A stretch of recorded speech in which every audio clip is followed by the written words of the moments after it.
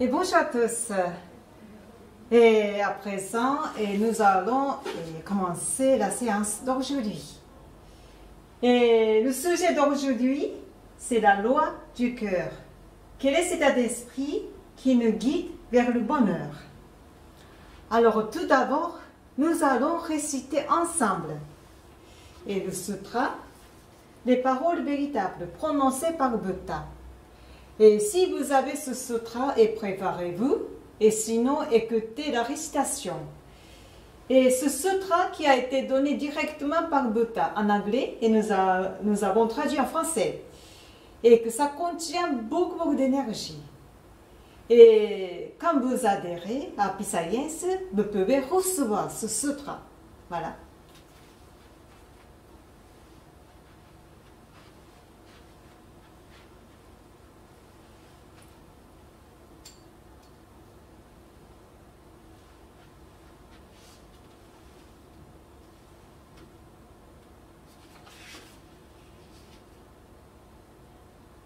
Les paroles véritables prononcées par Bouddha. Jadis était la lumière dans le grand univers. La lumière est l'énergie de Bouddha. Les gens vivent grâce à cette énergie. Et l'énergie de Bouddha a formé l'histoire humaine. Elle sera fournie pour l'éternité. Cette lumière éternelle vient du ciel et règne sur la terre. C'est la lumière céleste. À travers le prisme de Bouddha sont apparues les 7 couleurs de l'arc-en-ciel, formant une butte au ciel. Vous pouvez y voir la compassion de Bouddha. Jaune est la couleur de l'enseignement. Blanc est la couleur du salut. Rouge est la couleur de la justice. Violet est la couleur de l'obéissance. Bleu est la couleur de la pensée. Vert est la couleur de l'harmonie. Argent est la couleur du progrès. Ces 7 couleurs s'entraident et ainsi apparaît la terre de Bouddha. La terre de Bouddha brille intensément grâce au rassemblement des bodhisattvas. C'est la terre de l'amour ou la terre de la compassion. C'est la terre de la sagesse ou la terre de l'enseignement. Surtout, c'est la terre des âmes, reposant en paix. Les vraies âmes sont les enfants de Bouddha. Les enfants de Bouddha sont devenus de vrais êtres humains. Les vrais êtres humains ont de la spiritualité. Les esprits sont puissance d'immortels. Les esprits sont force d'immortels. Les esprits sont de vraies entités. Les corps physiques sont les ombres des esprits.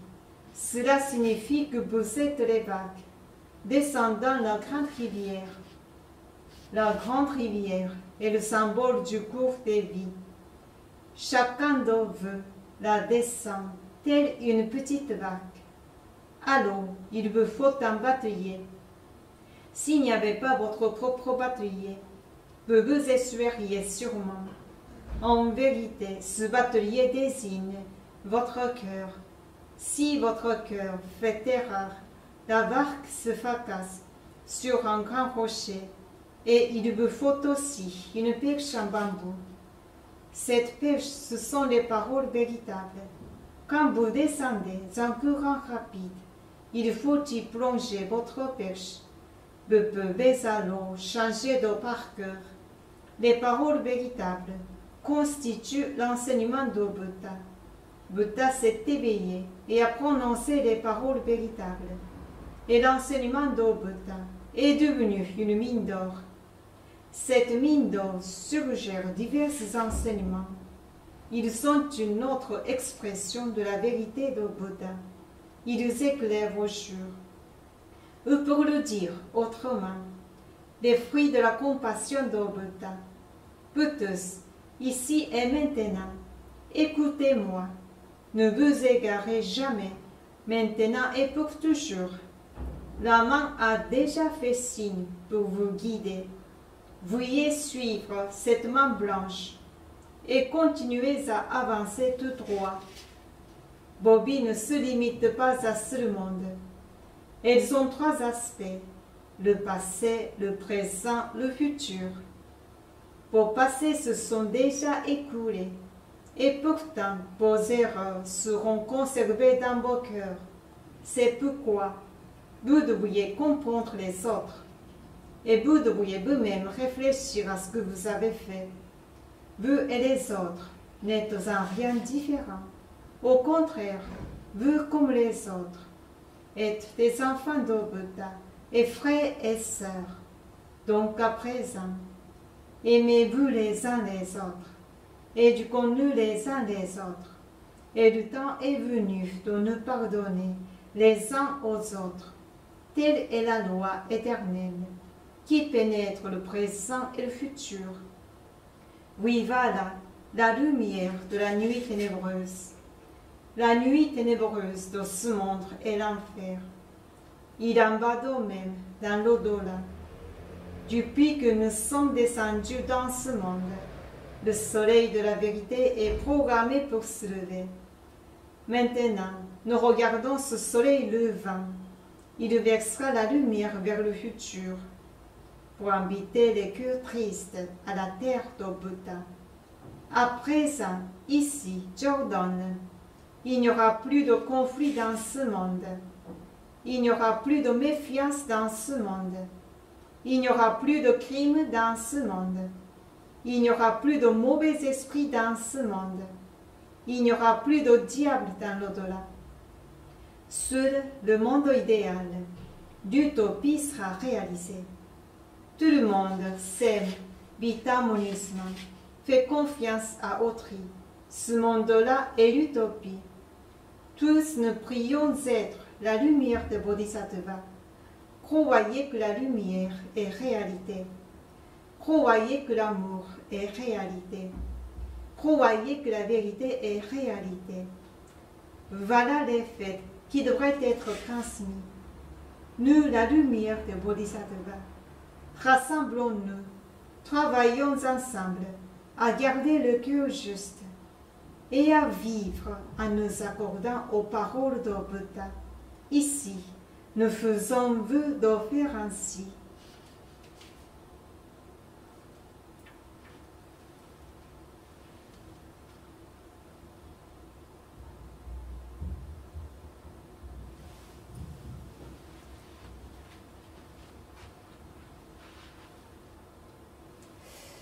Et donc, aujourd'hui, la loi du cœur. Quel est cet état d'esprit qui nous guide vers le bonheur? Et Happy Science, c'est en anglais, c'est Happy Science. Mais si je traduis Happy Science en français, ça veut dire la science du bonheur. Et c'est-à-dire, Happy Science a été fondée pour faire la recherche sur le bonheur humain. Et donc aujourd'hui, j'aimerais bien parler de la loi du cœur.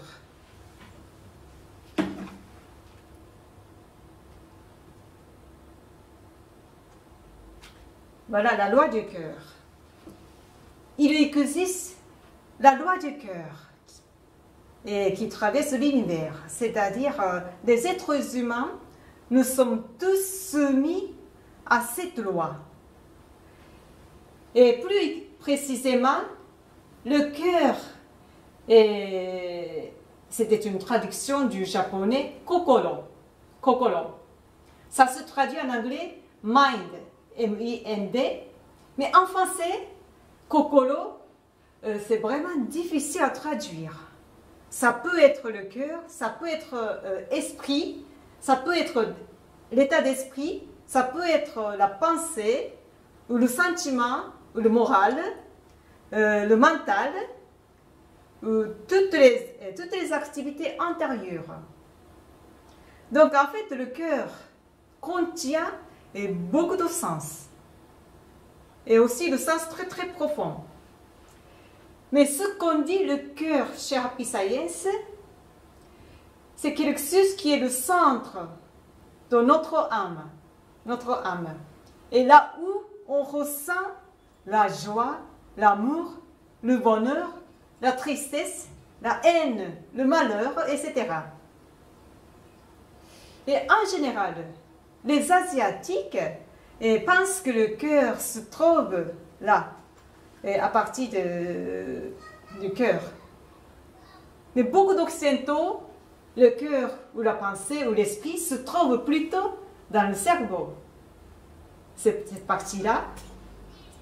Mais en fait, le cerveau n'est pas le cœur lui-même. Le cerveau, c'est le centre de contrôle des informations, mais n'est pas le cœur lui-même. Alors, qu'est-ce que le cœur en fait? Alors, nous allons apprendre qu'est-ce que le cœur avec un extrait de la loi du soleil, ce livre-là. Donc, je vous laisse regarder maintenant. Alors, l'âme et le cœur sont-ils identiques ou différents? L'explication qui suit tendra à clarifier ce point. Pour commencer par la conclusion, le cœur est la partie centrale d'une âme. De même que le corps humain est pourvu d'un organe central appelé cœur, l'âme, forme plus humanisée de l'esprit, possède un centre appelé cœur. Ce centre ne se trouve ni dans les replis du cortex, ni dans ses cellules. Ceci se démontre dans le fait qu'aucun des souvenirs de la vie terrestre n'est perdu après le décès et le passage dans l'au-delà. Quand le corps physique périt, l'intégralité du tissu cérébral doit être détruite et disparaît totalement de ce monde. Cependant, l'âme, dénuée de cerveau, continue de fait à penser, à sentir et à mémoriser.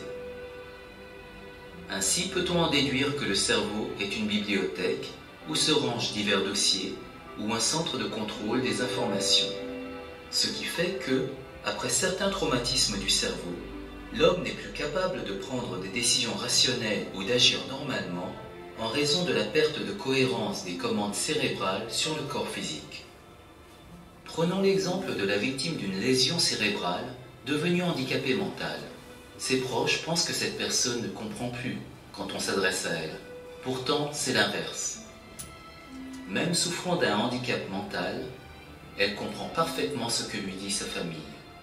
C'est par son cœur, le centre de son âme, qu'elle a accès à cette compréhension. Seulement, son incapacité à exprimer sa compréhension la rend violente et irascible. Ces personnes psychotiques, en raison de déficiences corporelles, une fois retournées dans l'au-delà, font preuve de capacité mentale normale, tout comme les personnes au cerveau valide. Si l'esprit-cœur n'est pas le cerveau, se trouve-t-il alors dans l'organe du cœur? C'est vrai que, quand l'âme tente de vérifier l'emplacement de son cœur, elle le situe intuitivement dans la région occupée par cet organe du cœur. Mais l'organe du cœur, chargé du contrôle de la circulation sanguine, n'est pas le cœur lui-même.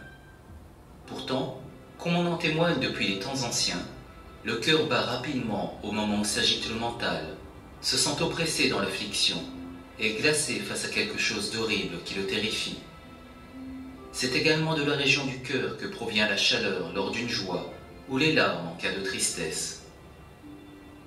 Ces observations nous permettront d'affirmer que l'organe du cœur, n'étant pas le cœur lui-même, est un appareil corporel relié intimement au cœur et sensible aux influences spirituelles. Si l'on imagine que l'âme revêt une forme humaine, le cœur se trouverait là où est le cœur physique, gouvernant principalement les domaines de la volonté, de l'émotion et de l'instinct. Et, à travers un autre centre, une succursale du cœur située au niveau du cerveau, l'intellect et la raison envoient des ordres au reste de l'âme. En outre, le domaine de l'entendement intuitif traverse l'hypogastre, le cœur et le cerveau pour établir une liaison directe avec ses âmes frères ou sœurs résidentes au ciel. À l'origine, un esprit est une entité énergétique sans forme. Cependant, lorsqu'il habite un corps humain, il s'y crée un corps idéal, empruntant la forme humaine, avec le cœur au centre pour poursuivre son apprentissage de la vie.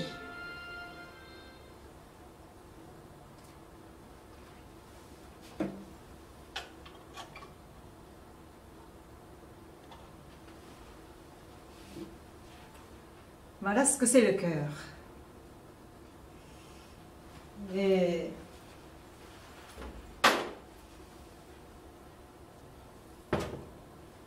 si je vous explique visuellement, nous avons tous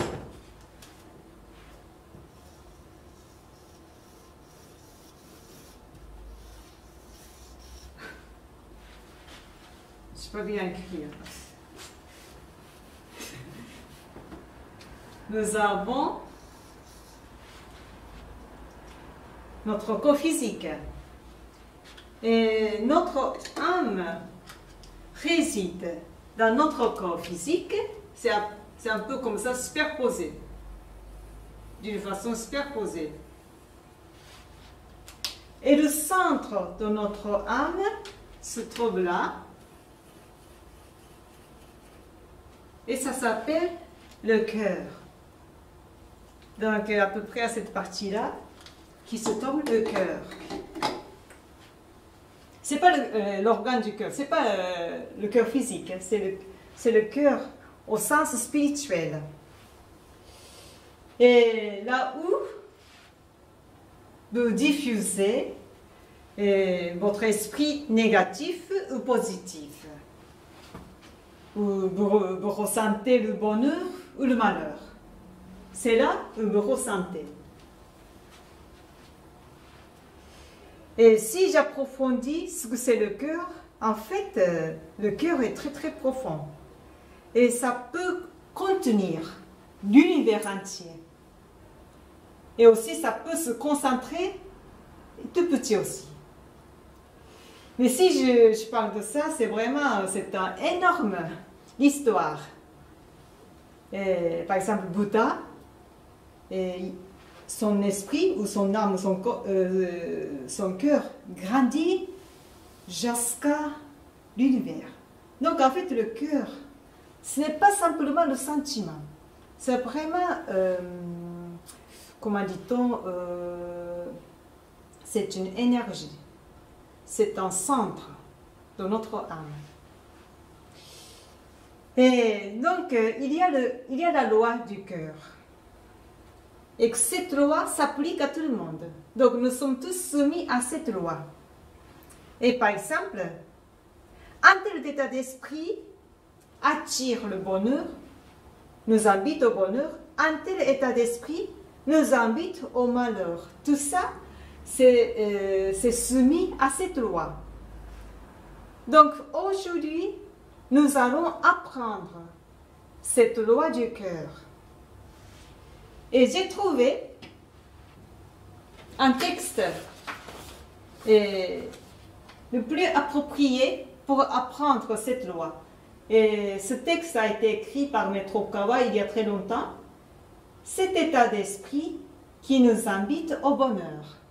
Donc aujourd'hui, à partir de ce texte, nous allons apprendre ce que c'est le cœur.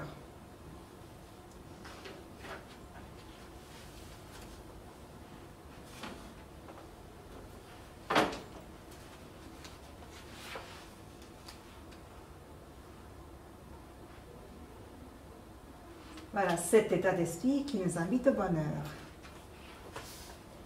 Alors, je vais lire à haute voix. Et la première partie. Et l'un des objectifs de notre organisation repose sur l'exploration scientifique du bonheur. Mais qu'est-ce que cela signifie précisément? Il s'agit d'explorer les attitudes qui incite au bonheur. C'est pourquoi nous considérons le cœur ou l'esprit comme un objet de recherche à part entière. Si singulier et autonome que soit, que soit chacun de nos esprits, il est cependant régi par des lois universelles qui fondent cette recherche.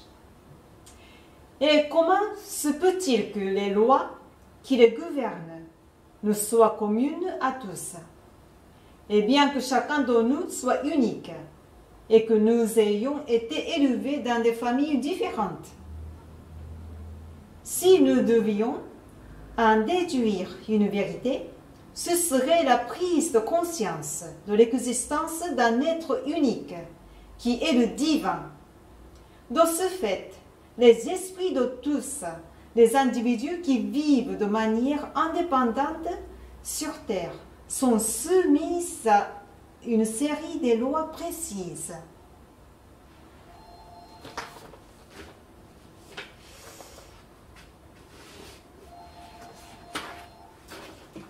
Et donc,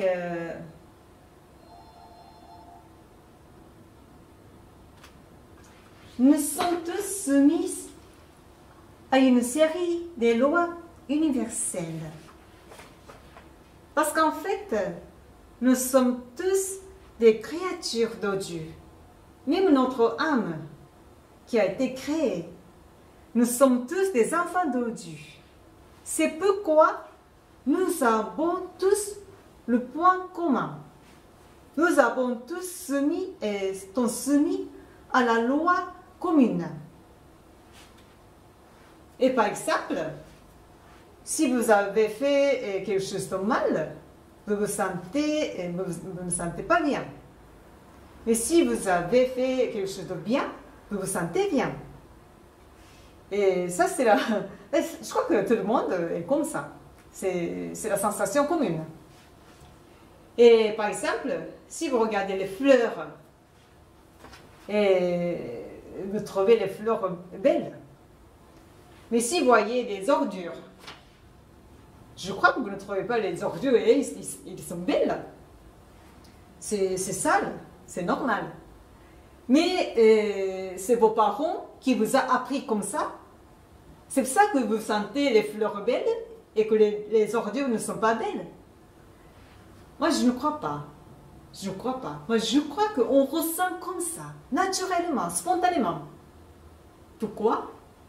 Parce que nous avons le point commun.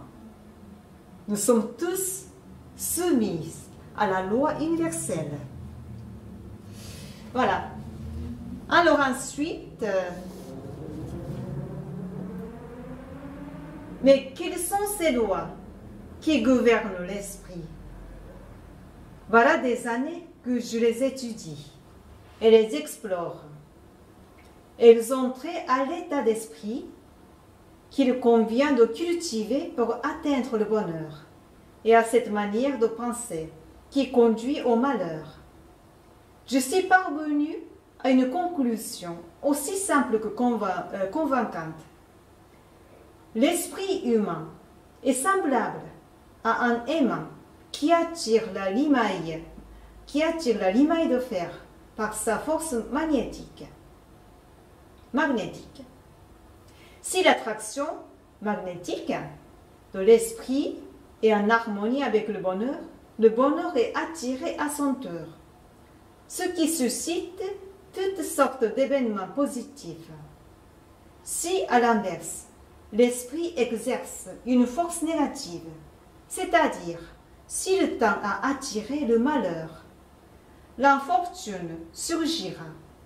Il n'y a pas d'exception à cette règle. Voilà.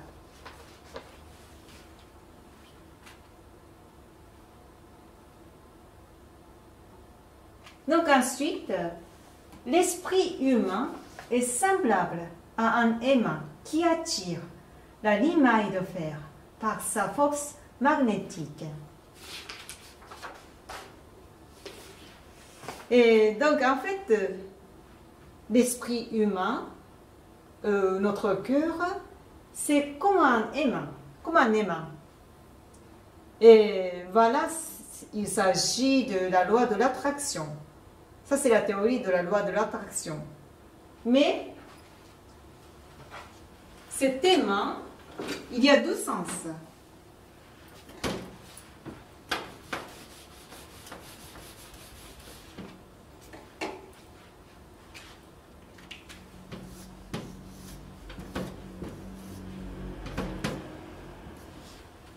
Un aimant positif attire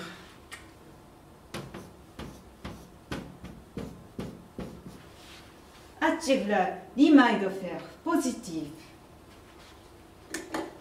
mais un aimant négatif attire.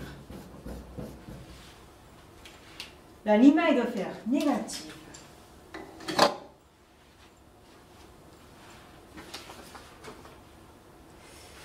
Et donc, en fait, c'est notre aimant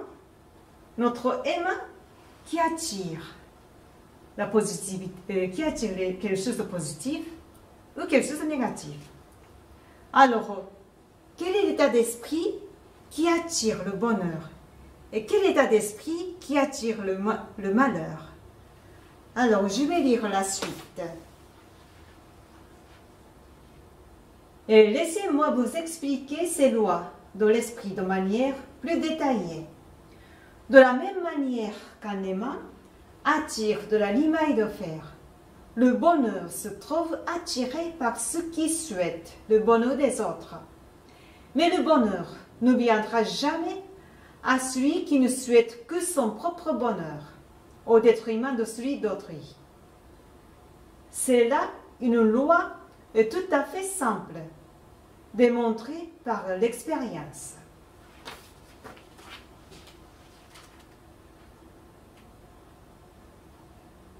Voilà, le bonheur se trouve attiré par ceux qui souhaitent le bonheur des autres. Et au contraire,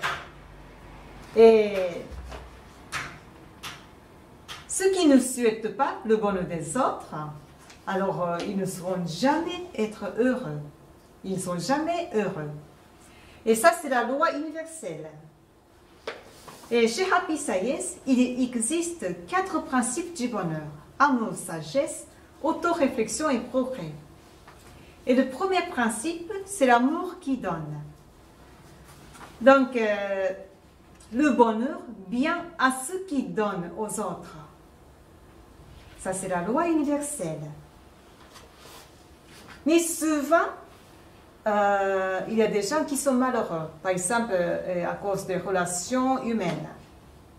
Et le conflit, plutôt le conflit entre le mari et la femme, et entre les enfants et les parents, et aussi le conflit dans les relations au milieu professionnel. Et pourquoi les conflits se produisent? Et parce que le plus souvent, ils s'approchent l'un et l'autre. Ils s'accusent l'un et l'autre. Mais au lieu de reprocher l'autre personne, il est important de changer soi-même d'abord, au lieu de changer l'autre. Parce qu'on ne peut pas disposer l'esprit des autres. Ce qu'on peut disposer, c'est notre cœur, notre esprit, notre façon de penser. Et donc, si on arrête de reprocher les autres, accuser les autres, et si on essaie de comprendre les autres, et si on essaie de découvrir la qualité des autres, si on essaie de remercier les autres, alors la personne avec qui vous avez le conflit va changer, et que la relation humaine s'améliore. Bien sûr qu'il y a des exceptions, hein. Ça ne s'applique pas pour tout le monde, et il y a des cas beaucoup plus compliqués. Mais le plus souvent, c'est comme ça. Dès l'instant que vous avez changé votre façon de penser envers les autres, alors la relation humaine s'améliore. Voilà. Et ensuite, il y a une mise en garde. Et pour les personnes qui ont la mentalité trop chrétienne, je ne sais pas comment dire. Et donc, je vais lire. Et bonjour. Donc, je diffuse en ligne. Hein. Je diffuse en ligne.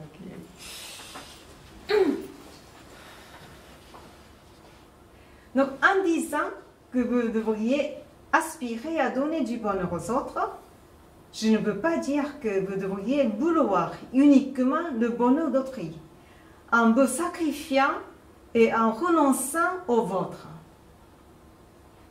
C'est juste un passage très court. C'est-à-dire, ce sont des gens qui ont mal compris le sens de faire le sacrifice. Et de temps en temps, il est important de faire le sacrifice, et pour le bonheur des autres. Mais le problème, c'est que si vous renoncez complètement votre propre bonheur, et que vous sacrifiez complètement pour les autres, ça c'est un cas extrême. Et c'est la raison pour laquelle il y a des gens, même s'ils sont très gentils, pleins d'amour, ils ne peuvent pas être heureux. Parce que ces gens-là pensent souvent ainsi. Par exemple, tant qu'il y a des personnes malheureuses dans ce monde, je ne devrais pas être heureux. Tant que mon fils est malade, je ne devrais pas être heureuse, par exemple. Et dans un sens, ce sont des gens très spirituels et religieux. Mais il y a une sorte de autoflagellation. Donc, si tout le monde pense à cette manière, personne ne peut être heureux. Personne. Donc, l'important, c'est qu'il faut tout d'abord allumer votre propre bougie. Et c'est-à-dire rendre heureux soi-même, ça c'est le devoir, au minimum.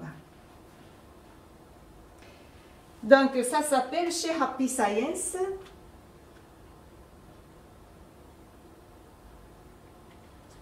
les êtres humains, nous avons le devoir d'être heureux. Et faites attention, ce n'est pas le droit. Ce n'est pas que nous avons le droit d'être heureux. Nous avons le devoir d'être heureux. Donc, allumez votre bougie, votre propre bougie, c'est votre devoir. Et autrement dit, créer votre propre, faire des efforts pour vous rendre heureux, c'est votre devoir minimum. Donc, il faut éviter les deux extrêmes. Le premier extrême, c'est être égoïste et qui ne cherche que son propre bonheur. Et l'autre extrême, c'est plutôt la personne très spirituelle et religieuse, mais ils ont le sentiment de autoflageller. Autoflagellatif, je ne sais pas comment dire. Et c'est-à-dire la pensée comme ça, et tant qu'il y a des personnes malheureuses dans ce monde, je ne devrais pas être heureux. Donc ces deux extrêmes sont loin d'être heureux, loin du bonheur. Donc il faut les éviter. Il faut connaître la voie du milieu. La voie du milieu, c'est un terme bouddhique. Et ce n'est pas tout à fait au milieu. C'est-à-dire, la voie du milieu veut dire, c'est quelque chose de juste, quelque chose de véritable. Voilà. Et ensuite, pourquoi ceux qui souhaitent le bonheur des autres peuvent être heureux? Et je vais lire ensuite la page 2 à gauche.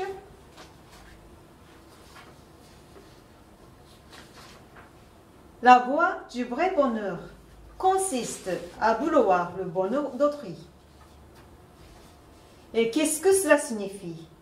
Pour répondre à cette question, il me faut évoquer la nature de l'univers. Bien qu'il soit invisible à nos yeux, une magnifique énergie emplit l'univers. Cette énergie est le pouvoir qui suscite l'évolution. Elle ne cesse jamais de nous apporter le bonheur.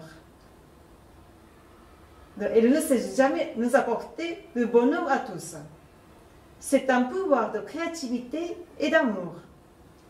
Imaginez que cette énergie invisible se trouve essaimée partout dans l'univers, à la manière de canaux ou de vaisseaux sanguins.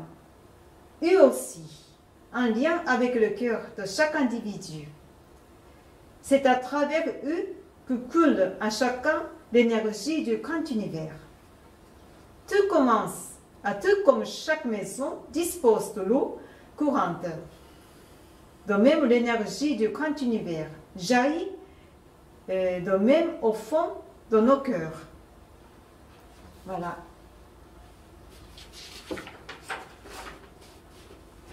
Donc, en fait, dans l'univers, il y a plein d'énergie de l'amour, du bonheur, de la prospérité, de la sagesse, etc.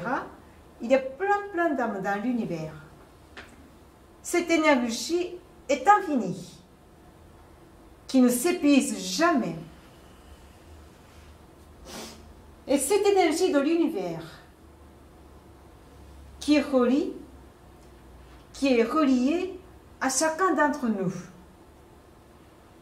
Et comme des canaux ou des vaisseaux sanguins. Alors, comment puiser cette énergie de l'univers? Ça, c'est le point essentiel.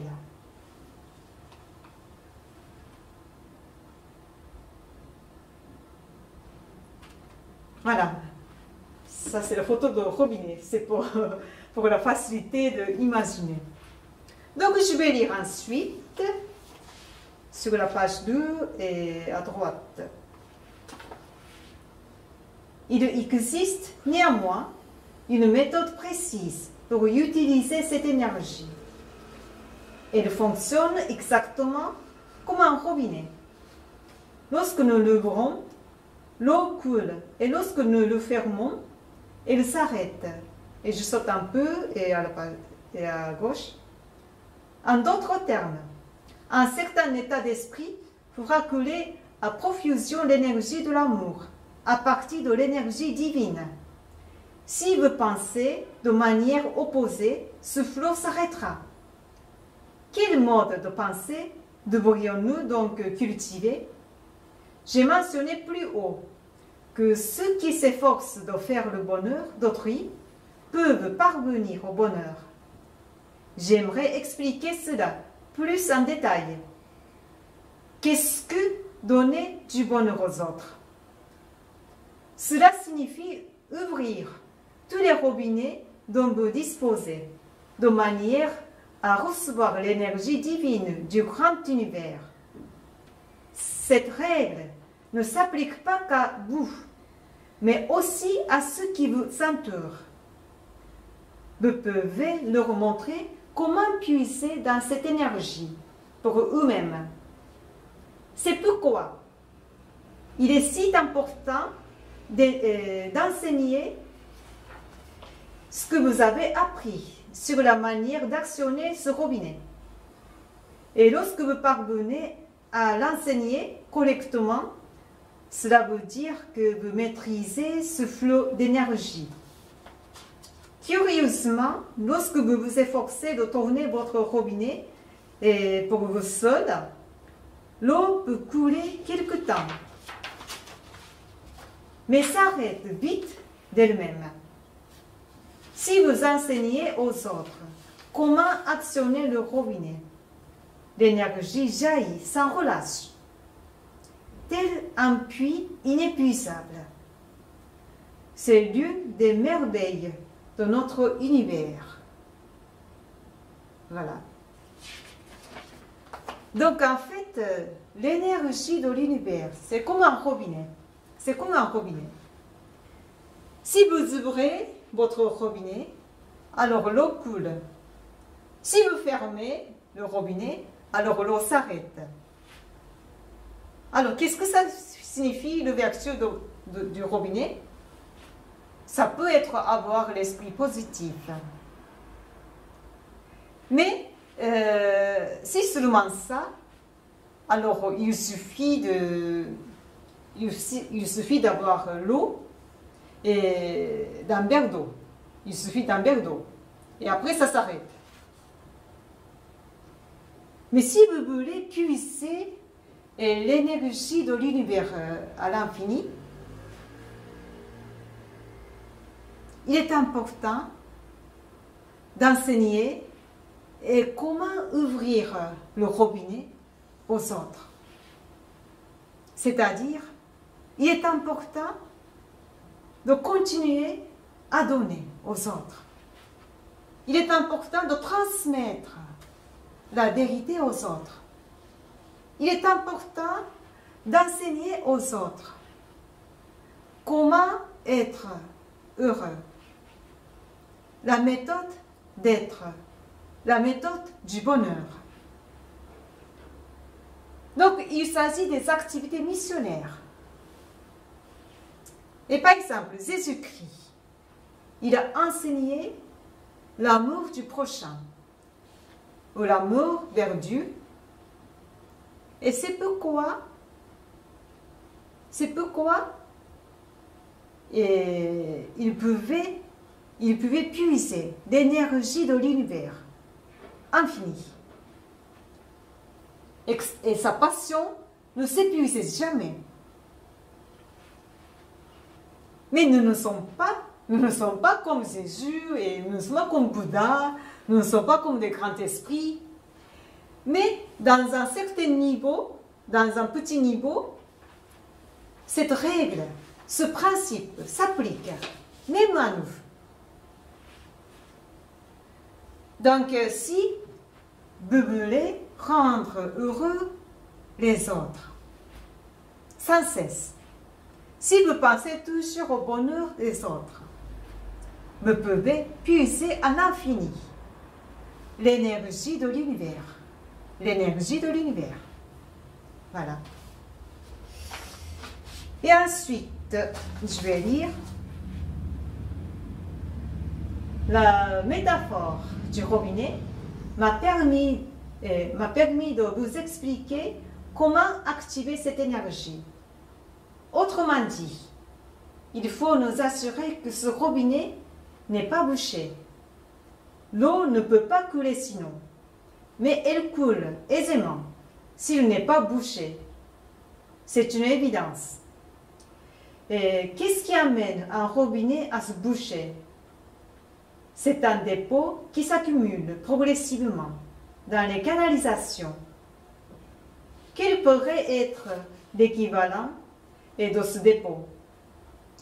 Ce seraient les impuretés qui s'accumulent dans l'esprit. Bien que l'énergie de l'univers soit claire, pure, belle et magnifique à l'origine, elle peut être contaminée par diverses impuretés, tandis qu'elle traverse la sphère humaine, exactement comme un dépôt se forme progressivement dans les canalisations, au fur et à mesure que l'eau s'y écoule. Voilà. Et donc, c'est une approche différente.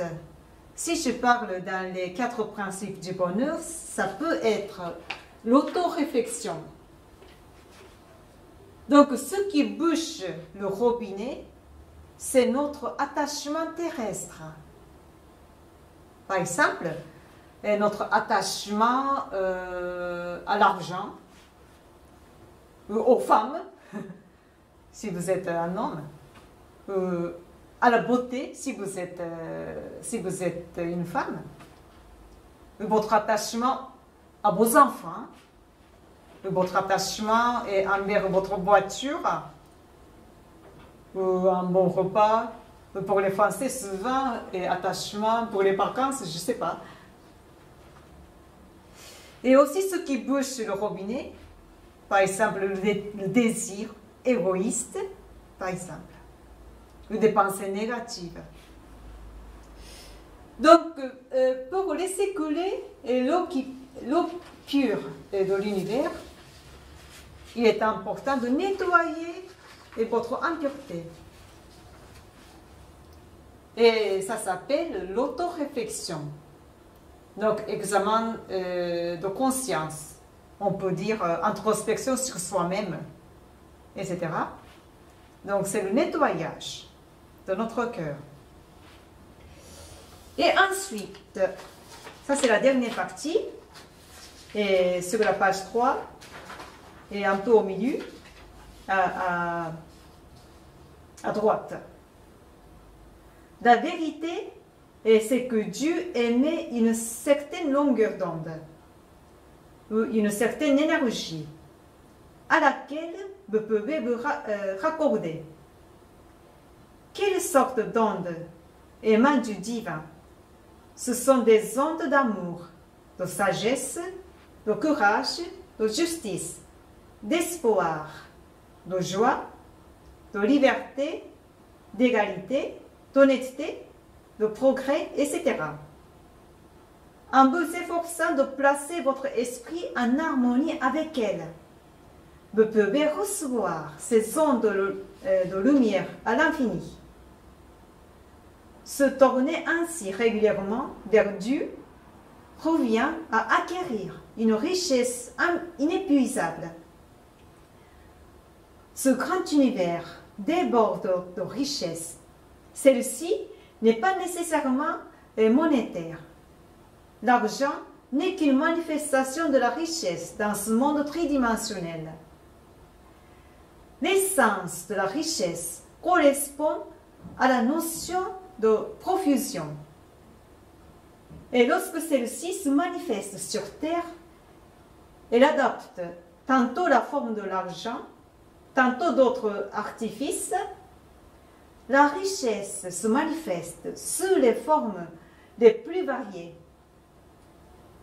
Elle est l'un des attributs de Dieu dans ce grand univers. Voilà, c'est là.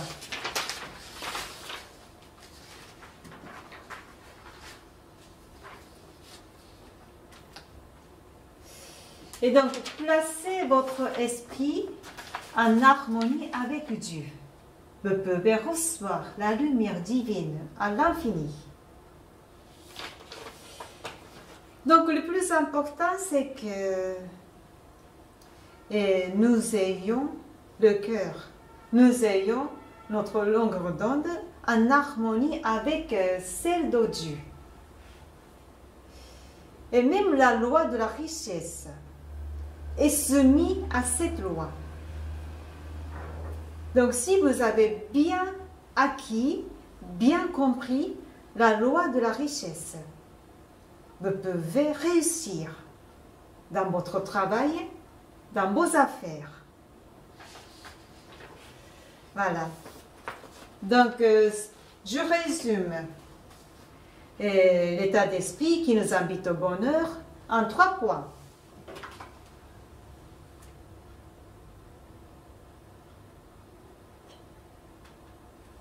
Le premier point, la loi du cœur. Donc, les êtres humains, nous sommes tous soumis à cette loi. Et Happy Science, la science du bonheur en français, et enseigne cette loi. Et plus précisément, Happy Science enseigne les 4 principes du bonheur. Ça, c'est nos principes. Amour, sagesse, autoréflexion et progrès. Et je vais expliquer plus tard. Et deuxième point, c'est le bonheur viendra à celui qui souhaite le bonheur des autres. Ça, c'est la règle universelle, la loi universelle. Mais il faut éviter 2 extrêmes. Un extrême, c'est être égoïste, ne pense qu'à soi-même. Ne pense qu'à soi-même. Et l'autre extrême, c'est se sacrifier soi-même et renoncer complètement à son propre bonheur. Donc, il faut éviter les autres extrêmes. Alors, le troisième point, c'est pour puiser l'énergie infinie de l'univers, placer votre esprit en harmonie avec Dieu. Donc, si vous avez bien compris et bien pratiqué cette règle, cette loi universelle, alors vous pouvez recevoir l'énergie de l'univers à l'infini. L'énergie de l'univers s'écoule en vous à l'infini. Donc, ce que nous devons faire après ça, c'est essayer de changer soi-même à cette direction, Mais il y a le principe d'inertie. Donc, ça prend du temps. Ça prend du temps de changer soi-même. On ne peut pas changer tout d'un coup. Et c'est comme une voiture. Et même s'il veut freiner, la voiture ne s'arrête pas tout de suite. Ça avance. Par exemple, la TGV, s'il freine, et ça continue encore quelques kilomètres. Ça, c'est le principe d'inertie. Donc, même si vous essayez de changer vous-même, ça prend du temps. Mais si vous continuez encore et encore, vous pouvez vraiment changer, vous pouvez vraiment vous améliorer. Et donc, il faut faire attention toujours à la direction. Si c'était une bonne direction, et vous pouvez continuer à évoluer encore et encore avec vos efforts. Voilà. Et maintenant, je voudrais expliquer sur les 4 principes du bonheur. Et ça s'appelle également le noble sentier quadruple. Mais pour moi, c'est un peu difficile à expliquer. Donc, je peux faire près de dire plus simplement les 4 principes du bonheur. Alors, le premier principe, c'est amour. Amour. Et qui consiste à donner. Donc, l'amour qui donne. Donc, essayez d'arrêter de penser uniquement à soi-même et essayez de penser aux autres, le bonheur des autres. Donc, c'est l'amour qui donne, c'est l'amour désintéressé, sans attendre un retour.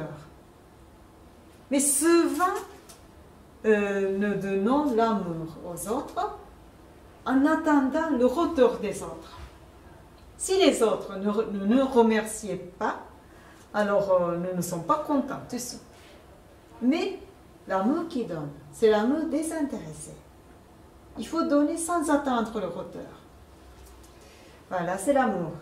Et deuxième principe, c'est sagesse. Et pour changer soi-même, il faut accumuler de nouvelles pensées, de nouvelles idées. Et ces nouvelles pensées, de nouvelles idées, alors qui nous permettent de changer nos propres pensées. Donc, accumuler des connaissances de la vérité est très important. Et pour changer soi-même, par exemple, la lecture. Si vous faites lecture régulièrement, et vous pouvez accumuler de nouvelles idées qu'il n'y avait pas en vous avant. Et aussi, et comme ça, participer à la conférence d'Happy Science aussi. Et donc, toujours, la vie est un apprentissage. Et donc, toujours essayer d'apprendre. Et la sagesse, si vous avez la sagesse, alors l'amour aussi, l'amour qui donne, vous pouvez mieux donner de l'amour avec la sagesse. Et le troisième principe, c'est l'auto-réflexion. Et de temps en temps, tous les jours, il faut réserver un certain temps pour examiner soi-même. Parce que si vous ne le faites pas, alors c'est comme si votre vitre est sale. Et si votre vitre est sale, ça empêche de laisser pénétrer la lumière du soleil. Et si vous continuez de laisser salir votre vitre, alors vous êtes dans une chambre très sombre. Parce que la lumière ne passe plus. Donc, essayez de nettoyer de temps en temps, ou tous les jours, votre esprit, votre cœur. Et ça, c'est la pratique d'autoréflexion. Examen de conscience. Examen sur soi. Et quatrième, c'est progrès. Et il ne suffit pas d'être heureux de ça. Il faut aussi penser le bonheur des autres, le bonheur de la société, le bonheur du monde. Et il s'agit de la création de l'utopie sur Terre. Mais l'utopie dans un bon sens. Hein. Parce que dans le monde, il y a beaucoup de conflits, la guerre, etc. Et essayez d'être intéressé au monde. Nous avons beaucoup de choses à faire pour que le monde soit meilleur. Donc ça, c'est le progrès. C'est en fait, c'est le grandissement de l'amour. Parce que son propre amour, c'est tout petit. Mais le progrès, c'est l'amour, le progrès, c'est le grandissement de l'amour, en fait. Voilà. Donc, à la fin, nous allons pratiquer de contemplation. Donc, une sorte d'auto-réflexion méditative. Et tout d'abord,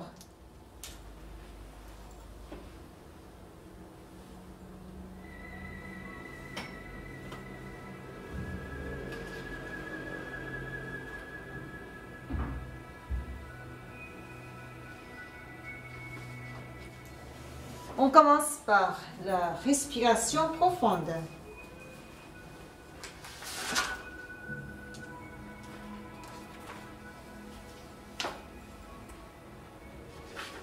Alors, redressez votre dos et relâchez vos épaules. Et mettez vos mains sur vos cuisses librement. Et dans cette posture, et inspirez profondément jusqu'en bas de votre estomac. Puis expirez doucement et complètement.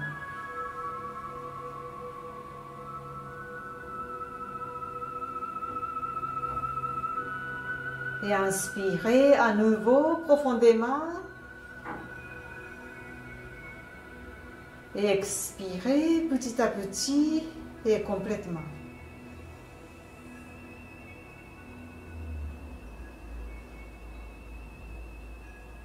Et donc, répétez de cette manière de respiration profonde pendant un certain temps.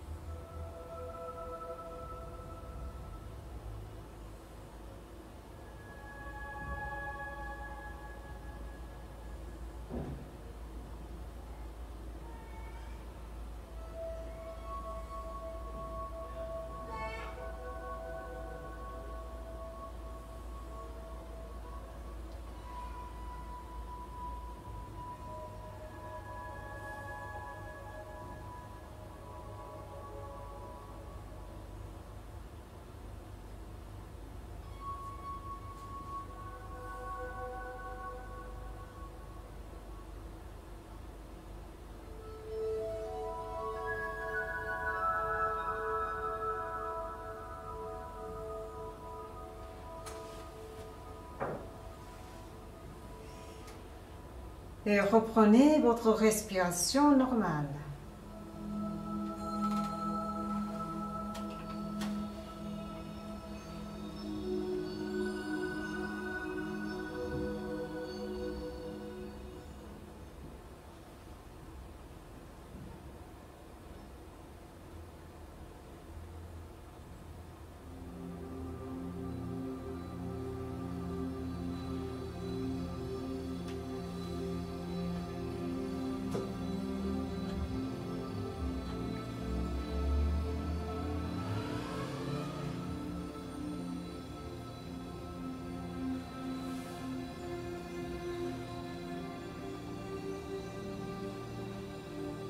Donc je vous guide et vous réfléchissez ce que je dis.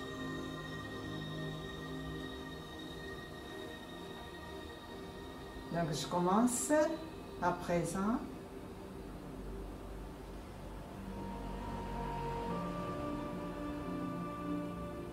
Nous, les enfants de Dieu, sommes tous soumis à une série de lois universelles.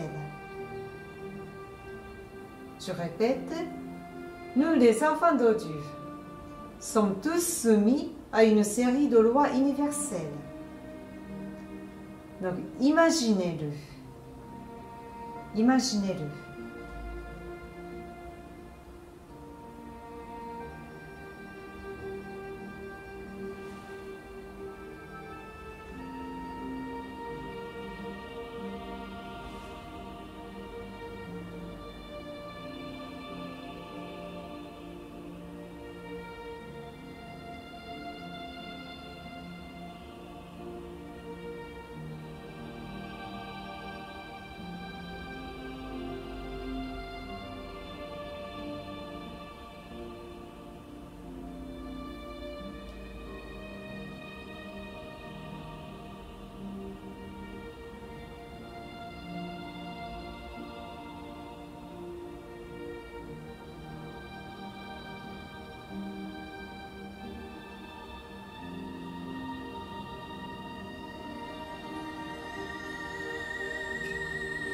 Et ensuite, vous êtes un aimant qui attire la limaille de fer par sa force magnétique.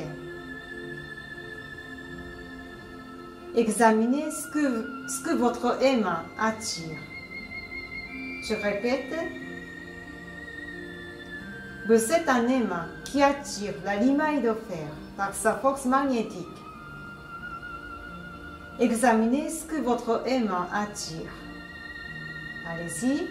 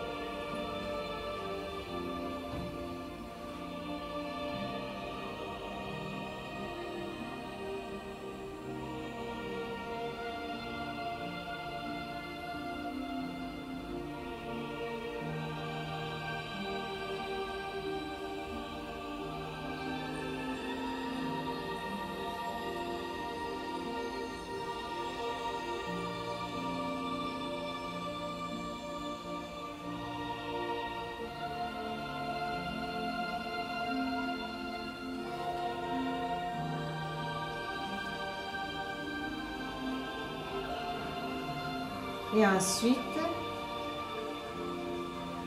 le bonheur se trouve attiré par ceux qui souhaitent le bonheur des autres. Mais le bonheur ne viendra jamais à celui qui ne souhaite que son propre bonheur, au détriment de celui d'autrui.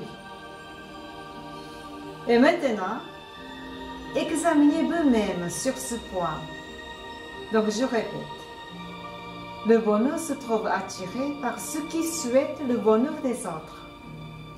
Mais le bonheur ne viendra jamais à celui qui ne souhaite que son propre bonheur, au détriment de celui d'autrui. Maintenant, examinez vous-même sur ce point.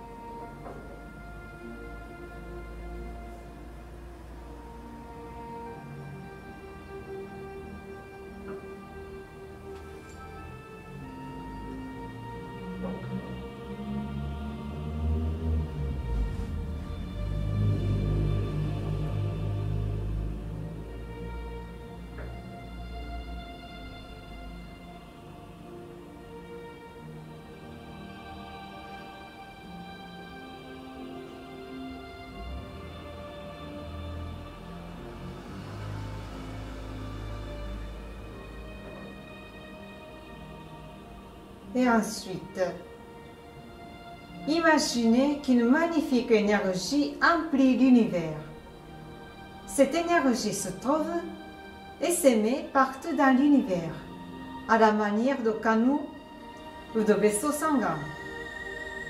C'est à travers eux que coule en vous l'énergie d'amour et de créativité qui ne cesse jamais de vous apporter le bonheur. Visualisez clairement cette image à présent.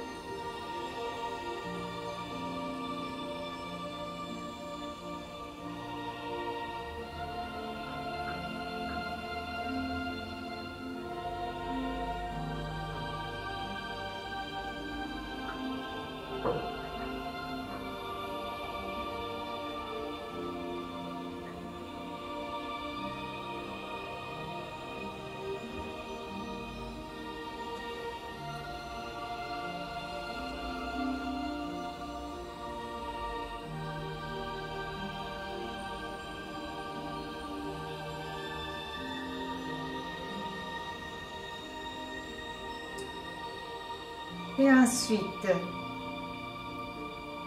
qu'est-ce que vous pouvez faire à votre hauteur pour apporter le bonheur aux autres? Je répète. Qu'est-ce que vous pouvez faire à votre hauteur pour apporter le bonheur aux autres?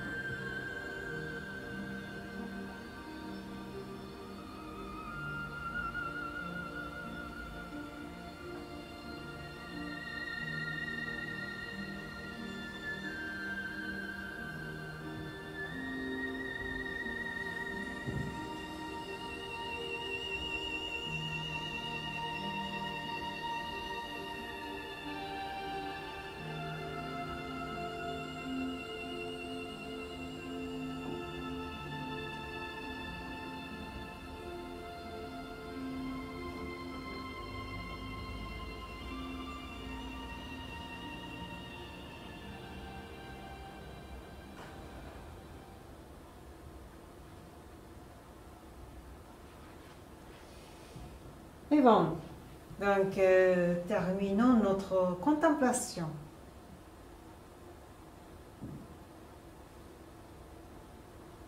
Donc de temps en temps, c'est bien de faire une contemplation sur soi-même. Et pour changer soi-même, et aussi pour changer le monde. Et donc à la fin, je voudrais vous présenter les livres qui concernent au sujet aujourd'hui.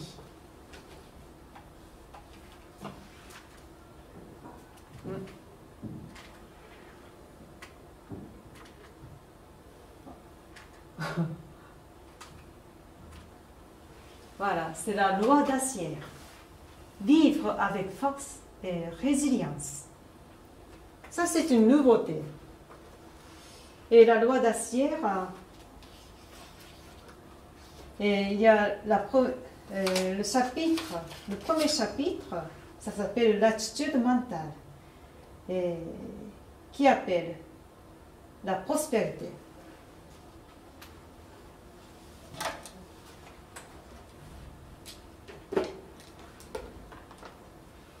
Donc je vais lire un peu un extrait,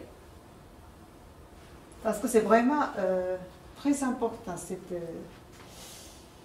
ce passage. Chapitre 1, l'attitude mentale qui appelle la prospérité. Donc juste un passage que je vous présente. Et votre attitude mentale, ou la disposition fondamentale de votre esprit, est d'une importance capitale. C'est un élément clé pour savoir si la prospérité est aimantée vers vous. Le genre d'attitude mentale ou d'état d'esprit déterminera vraiment votre réussite ou votre échec. C'est votre tournure d'esprit, ou en d'autres termes, votre attitude mentale, qui va en fait engendrer la réussite et la prospérité. Ce raisonnement est tout à fait valide. Donc en fait, c'est nous qui déterminons la réussite ou l'échec.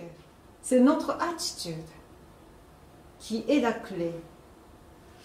Donc ce livre, il y a 5 chapitres et qui nous enseigne vraiment les points essentiels de notre réussite et aussi notre bonheur. Donc je vous présente aujourd'hui ce livre qui correspond au sujet d'aujourd'hui. Bon, est-ce que vous avez des questions?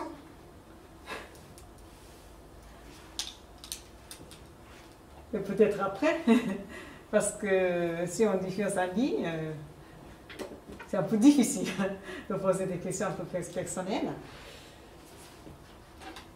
Donc peut-être je vais terminer la séance aujourd'hui. Et merci pour votre participation. Merci beaucoup.